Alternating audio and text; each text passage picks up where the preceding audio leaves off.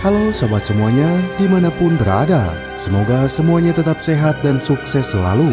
Pada kesempatan kali ini, saya akan membahas sebuah film drama peperangan yang mengangkat kisah pertempuran dari sudut pandang tentara Jerman. Film ini diangkat dan diadaptasi berdasarkan sebuah novel yang dirilis tahun 1928 karya Erich Maria Remarque, seorang veteran tentara Jerman pada Perang Dunia Pertama. Menceritakan tentang pengalaman, gambaran menakutkan serta penderitaan para prajurit muda dari Jerman yang berjuang di front barat selama terjadinya peristiwa Perang Dunia I. Di usia mereka yang tergolong remaja, mereka dipaksa untuk bergabung ke dalam peperangan. Semua itu tak lepas dari dorongan serta bimbingan dari guru-guru mereka untuk menyerukan semangat membela tanah air yang membuat para remaja itu berkeinginan keras menjadi tentara Jerman dengan sukarela.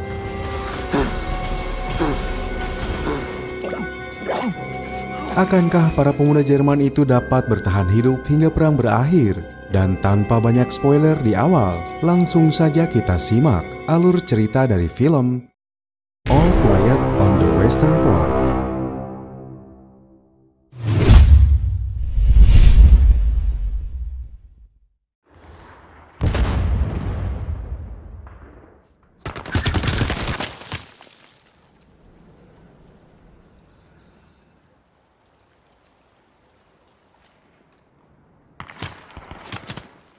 Berlatar pada musim semi tahun 1917, 3 tahun setelah berlangsungnya Perang Dunia Pertama, tepatnya di wilayah Jerman Utara. Di sana terdapat seorang pemuda yang bernama Paul Baumer, pria berusia 17 tahun yang punya jiwa patriotik untuk berperang demi membela tanah airnya.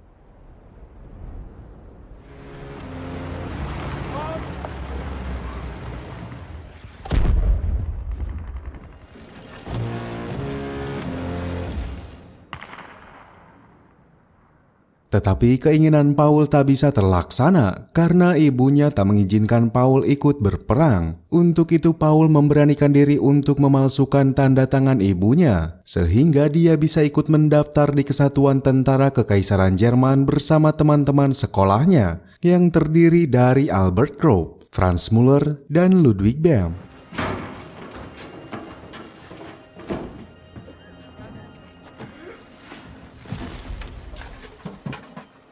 Setelah mereka mendaftarkan diri, para pemuda pelajar itu bergegas berkumpul di aula sekolah untuk mendengarkan pidato dari pejabat sekolah. Dan pidato itu berisikan tentang seruan-seruan semangat patriotik berperang, walaupun mereka tak sadar bahwa mereka itu korban doktrin para pemimpin. Hingga banyak sekali pemuda Jerman yang otaknya tercuci untuk menjadi budak peperangan demi kehormatan Kaisar Jerman yang bernama Wilhelm II.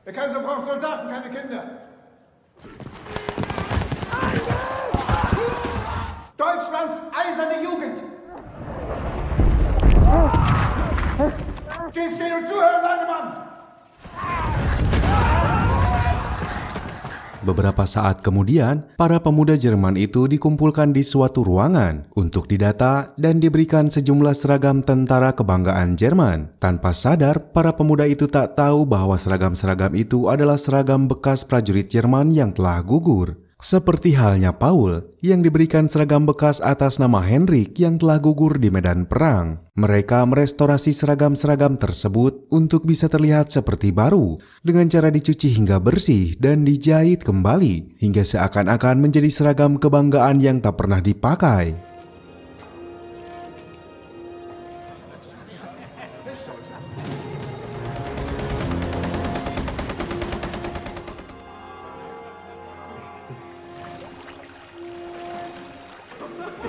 Wartet nicht!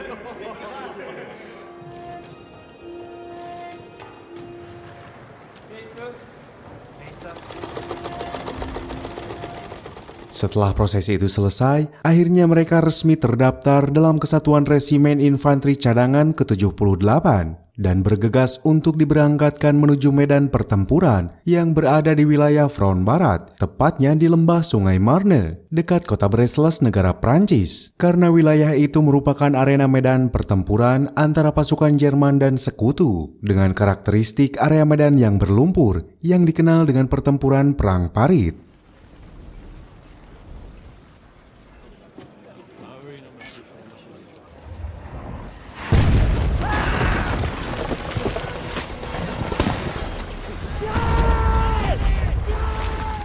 Sebelum berangkat, mereka diberi perlengkapan perang seperti masker gas, selimut dan juga senjata senapan jenis G98 Moser-Gewehr, sebuah senjata yang dipatenkan oleh Paul Mauser pada tahun 1895. Dengan proses produksi dari tahun 1898 sampai 1918 dan menjadi senjata standar pasukan infanteri Jerman yang digunakan pada Perang Dunia Pertama. Albert Kropp, Herr Leutnant. Mögen Sie gern schmutzige Mädchen, Kropp?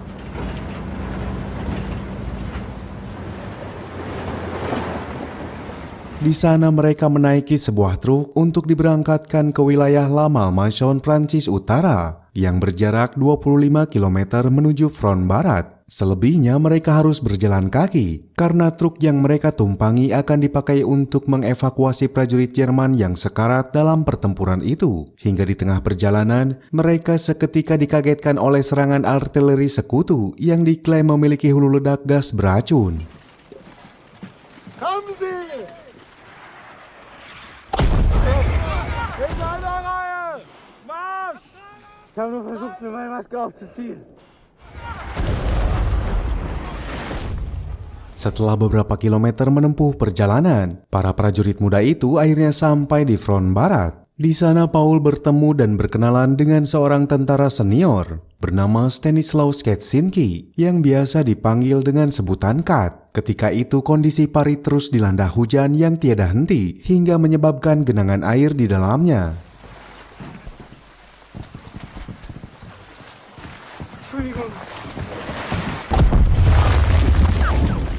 Lantas atasan mereka menginstruksikan kepada prajuritnya untuk menguras air yang menggenangi parit tersebut. Dan situasi itu membuat Bem berpikir bahwa medan pertempuran ini tak semengerikan seperti apa yang dia pikirkan selama ini.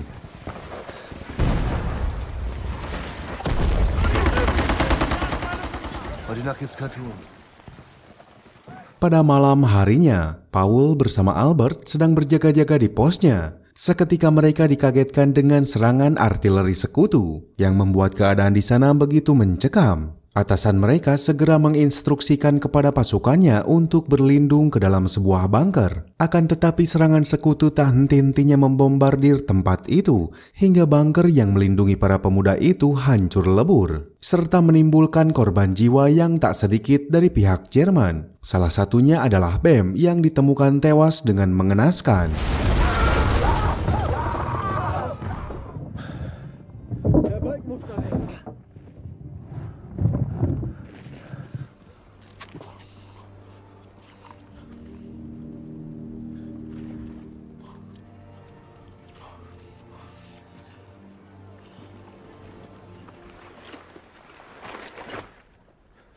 Singkat cerita, 1 tahun telah berlalu. Tepatnya pada tanggal 7 November 1918, terlihat seseorang bernama Matthias, seorang wakil dari Partai Pusat Katolik Jerman, yang sedang berada di markas komando tentara tertinggi Kekaisaran Jerman untuk membicarakan gencatan senjata dengan pihak sekutu. Karena diketahui saat itu pihak Jerman sudah mengalami kerugian dengan jumlah prajurit yang tewas mencapai 40.000 korban jiwa dalam beberapa pekan terakhir.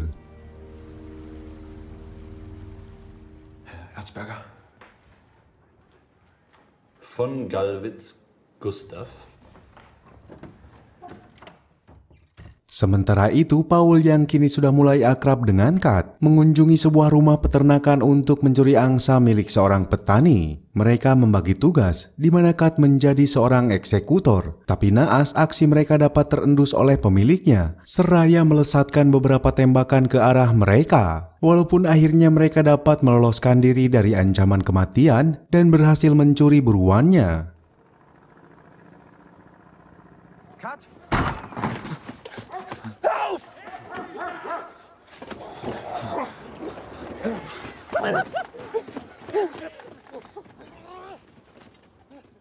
Mereka berdua dapat kembali ke kamp Jerman dengan selamat, yang saat ini telah berpindah di suatu wilayah di sebuah daerah bernama Champagne, yaitu sebuah kota kecil yang dikenal sebagai penghasil minuman wine dari anggur Burgundi di bagian timur laut Prancis. Maka tak heran sampai saat ini kota tersebut memiliki status sebagai kota warisan dunia.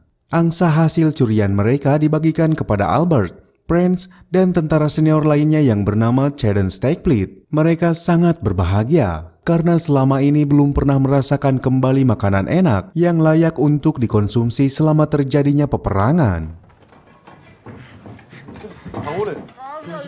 Ja, und lass mir das Fußbad ein. So, Fußbad. Du hast die ganz gestohlen.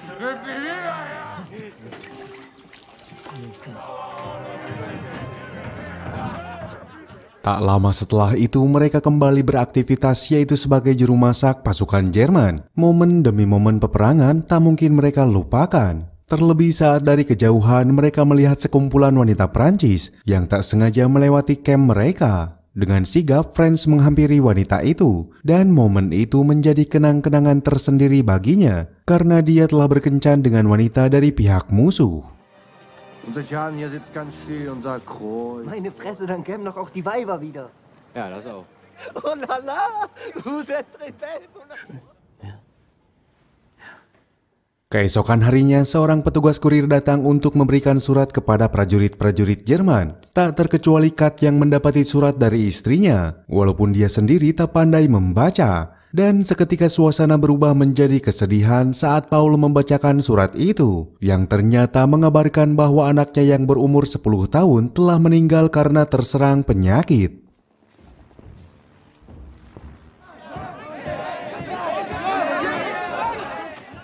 Ja, mal nach Hause kommen. Scene berpindah pada tanggal 18 November 1918. Terlihat seorang jenderal bernama Friedrich mengantar seorang perwakilan bernama Erzberger dan sejumlah perwakilan delegasi Jerman lainnya ke kereta yang saat itu akan dikirim menuju hutan Compiègne di wilayah Picard di Prancis guna merundingkan gencatan senjata kepada pihak sekutu. Walaupun dalam kenyataannya Jenderal Friedrich yang begitu ambisius dalam perang tak setuju dengan rencana itu.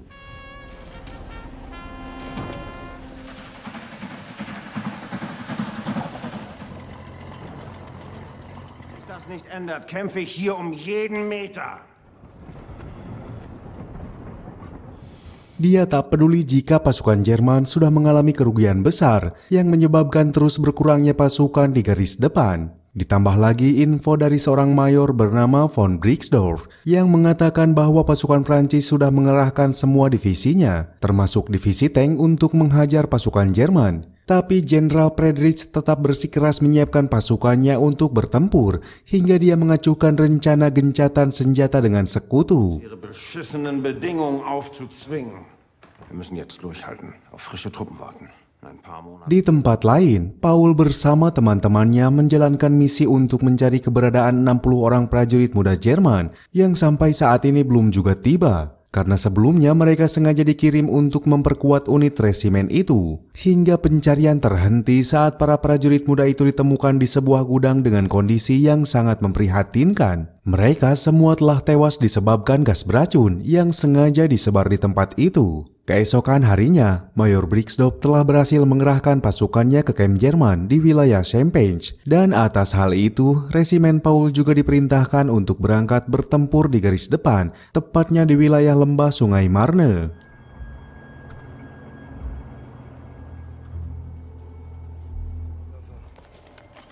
Gouverneur ist aus dem Anzug gestoßen. Und die Masken zu früh abgenommen. Pada pagi hari tanggal 10 November 1918, di tempat lain para delegasi Jerman bertemu dengan seorang jenderal Prancis bernama Ferdinand Foch, seorang ahli strategi militer Prancis, sekaligus menjabat sebagai panglima tertinggi dari aliansi sekutu. Dalam perundingan senjata itu, Jenderal Foch memberikan kesempatan kepada pihak Jerman untuk kembali, karena saat itu dia menolak untuk berdiplomasi dan dia mengancam dengan memberikan tenggang waktu selama 72 jam untuk saling mempersiapkan diri dalam kondisi perang secara total. Kecuali jika pihak delegasi Jerman menyetujui kesepakatan menyerah tanpa syarat kepada sekutu. Waffenstillstands zu Wasser, Land und Luft entgegen. Alors signé.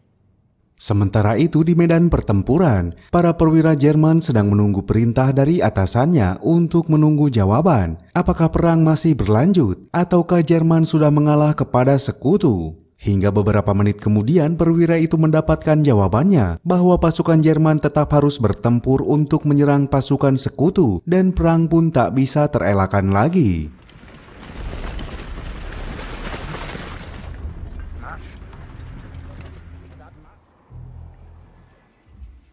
Saat itu, Paul langsung berlari ke medan tempur dengan menggunakan senjata G98 yang dilengkapi dengan bayonet dan 2 granat tangan. Karena mereka diperintahkan untuk melakukan pertempuran jarak dekat dengan pihak musuh. Dan dengan beraninya, dia menerobos pertahanan garis depan Prancis hingga berhasil membunuh beberapa pasukan musuh dengan bayonetnya. Dan tak berselang lama, pasukan Jerman berhasil menguasai garis depan Prancis di wilayah itu.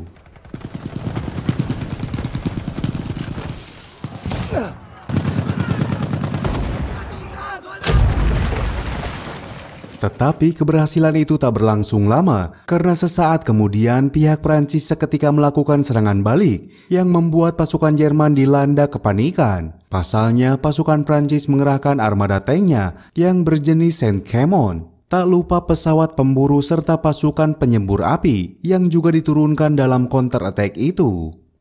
Pihak pasukan Jerman dapat dilumpuhkan oleh tank-tank Prancis satu persatu. Hingga saat itu Kat dengan beraninya mendekati tank musuh untuk memasukkan granat ke dalam roda penggerak tank yang membuat tank itu stuck dan menghentikan serangannya.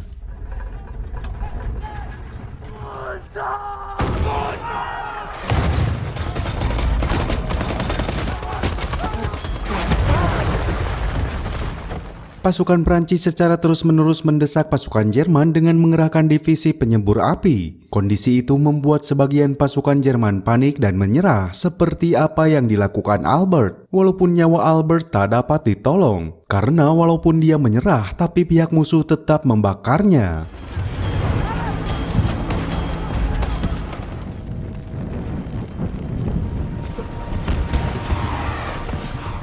Medan pertempuran itu menjadi titik balik kekalahan Jerman, hingga resimen Paul terpencar ke berbagai arah yang membuat mereka terpisah. Dia seakan sudah putus asa saat dia ditemukan oleh pasukan Prancis, dan secara spontan dia menikam tentara itu hingga sekarat.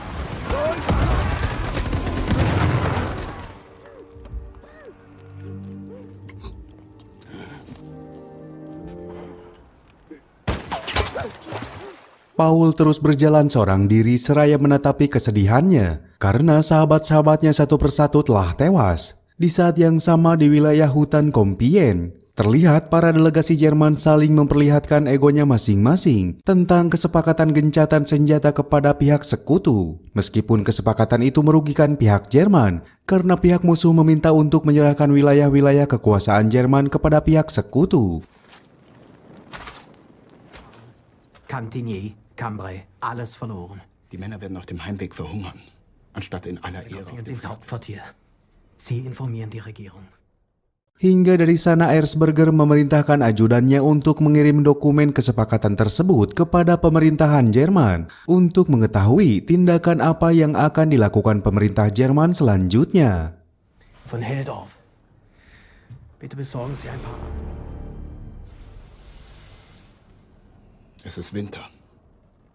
Pada malam harinya, Erzberger yang sedang menyemir sepatunya melihat surat kabar bahwasanya pada tanggal 9 November 1918, Kaisar Wilhelm II secara resmi mengundurkan diri dari tahtanya dikarenakan banyaknya kerusuhan yang terjadi pada pemerintahan, dan hal itu membuat Kaisar ditinggalkan oleh para petinggi militer. Yang kemudian pemerintahan baru Jerman berubah dari monarki ke republik, dan di saat yang sama panglima tertinggi atau General Feldmarschall militer Jerman yang bernama Paul von Hindenburg menerima persyaratan gencatan senjata kepada pihak sekutu. Drängt zur Unterschrift. 2 hari kemudian, pada tanggal 11 November 1918, tepat jam 5 pagi di wilayah hutan Compiègne, para delegasi Jerman yang diwakili oleh Erzberger sepakat menandatangani gencatan senjata kepada pihak sekutu yang akan berlaku mulai pukul 11 siang waktu setempat.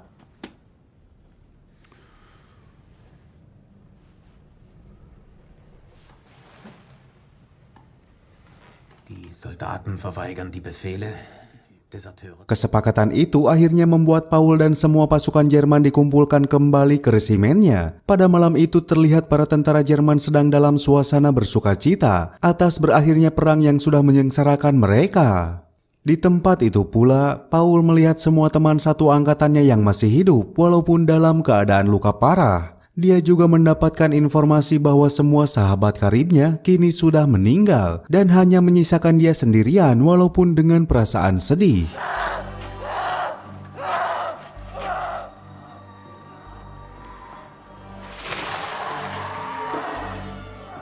Dalam keadaan itu, Paul segera mencoba melupakan peristiwa yang menerpa dirinya. Dia bergegas mencari makanan dan merayakan momen berakhirnya perang itu bersama Cenden. Tapi tiba-tiba secara tak disangka, Paul bertemu dengan Kat yang tengah berada di dapur prajurit, hingga pertemuan mereka itu menjadi haru.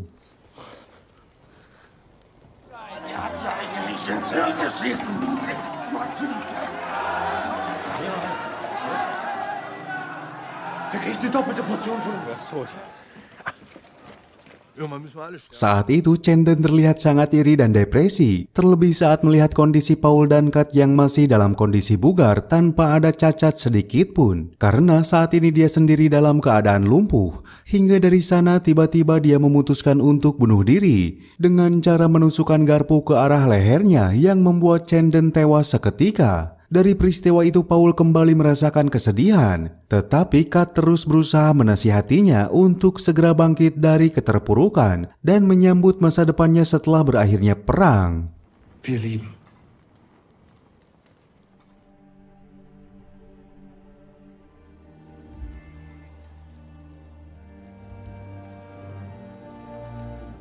Di pagi harinya Kat mencoba menghibur Paul. Dia kembali mengajaknya mencuri angsa milik seorang petani, karena momen itu akan mereka simpan sebagai kenang-kenangan pada keturunannya kelak bahwa mereka pernah merasakan masa-masa sulit saat peperangan.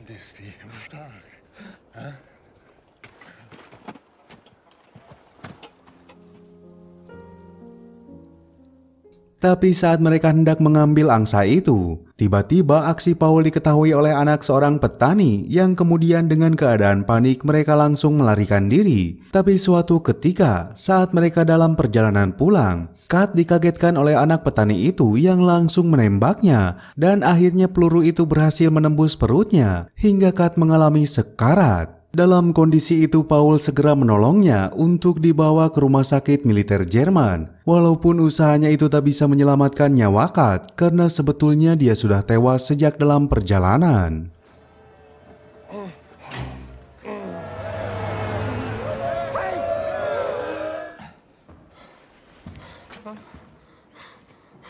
Er ist doch tot.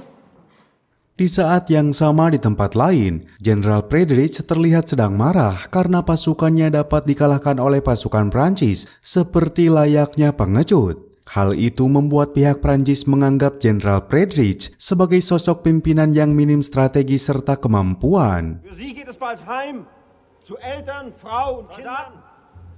Wir stehen hier als Brüder. Krieg mit einem Sieg. Sozialdemokraten unser geliebtes Volk wehrlos machen und müssen zusehen, wie Dia juga menganggap hal itu dapat mencoreng reputasinya sebagai jenderal infanteri yang amat disegani di Jerman. Dan tiba-tiba Jenderal Friedrich memerintahkan Mayor von Briksdorf mengumpulkan semua unit prajuritnya yang ternyata dia berinisiatif untuk kembali menyerang pasukan Prancis.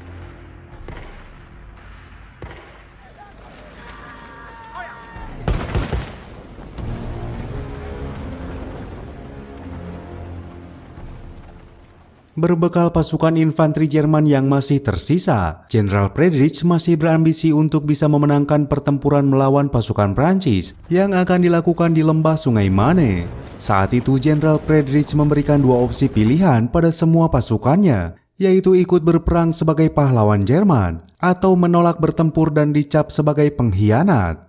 Atas kondisi tekanan itu, sebagian prajurit memilih untuk tidak berperang, yang pada akhirnya mereka langsung dieksekusi oleh para atasannya. Dan melihat kejadian itu, Paul bersama prajurit lainnya terpaksa mengikuti pertempuran itu, yang ternyata akan dilakukan pada pukul 10.45 pagi. Pasukan Prancis yang masih menempati parit-parit pertahanan itu tiba-tiba mendapat serangan mendadak dari pihak Jerman, hingga kondisi peperangan di pagi itu sangat begitu mencekam. Attaquez-les! Attaquez-les!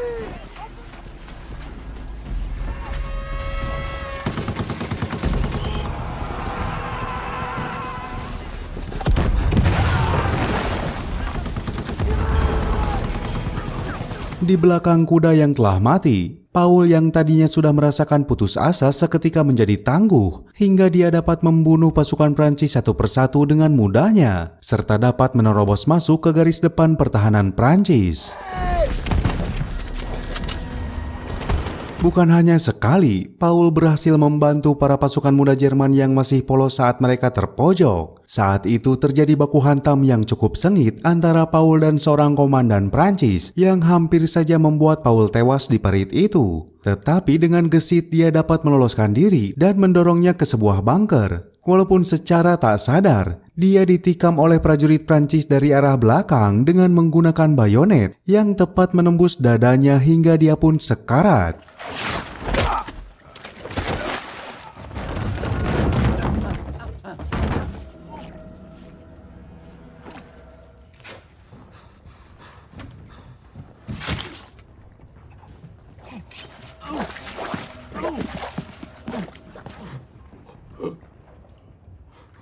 Tak terasa 15 menit pertempuran itu berlangsung. Saat itu waktu menunjukkan pukul 11 siang, yang artinya peperangan telah usai. Dari waktu 15 itu, pihak Jerman mengalami kerugian yang sangat besar dan membuat Jerman dinyatakan kalah dalam pertempuran itu.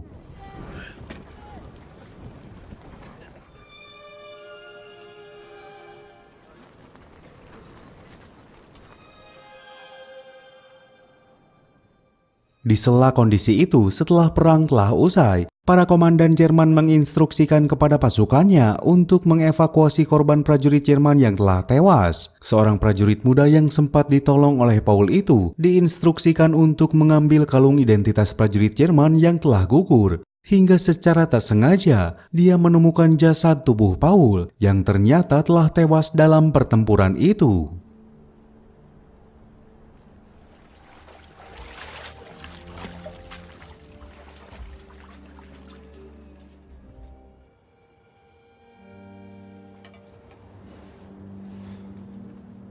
Di akhir film ini, diinformasikan bahwa lebih dari 3 juta prajurit tewas dalam pertempuran panjang ini. Jutaan orang ini hanyalah korban dari ambisi segelintir orang demi memperebutkan beberapa ratus meter tanah kekuasaan.